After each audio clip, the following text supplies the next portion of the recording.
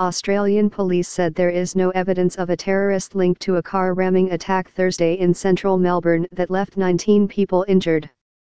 Police said the driver was a 32-year-old Australian citizen of Afghan descent who has a known history of drug use and mental health issues.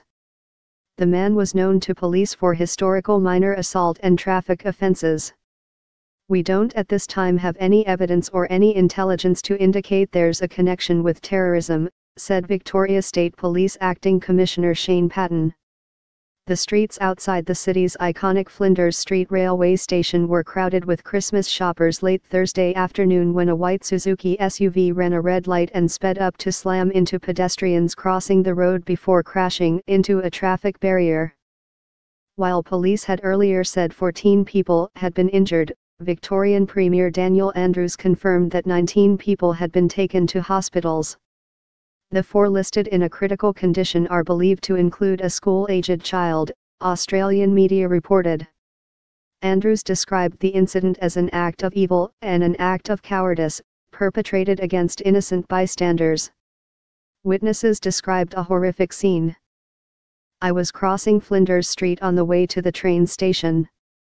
I heard an engine reverend behind me and heard a thump," one man identified only as David said on ABC TV.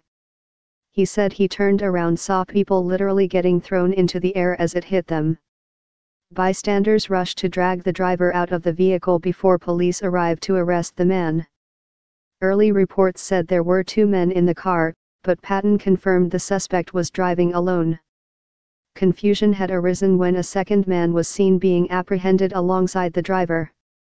Patton said this was a 24-year-old man who was seen filming the incident on his mobile phone and found carrying a bag containing 3 knives.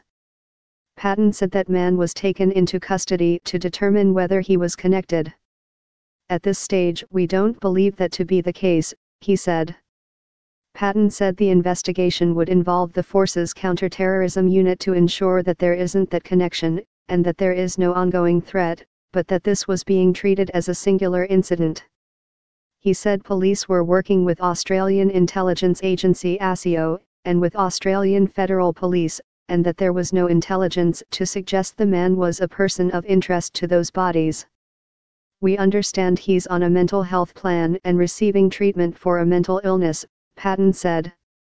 Patton said while police numbers would be increased around Melbourne in the coming days, there was no increased danger threat surrounding the city over the busy holiday period.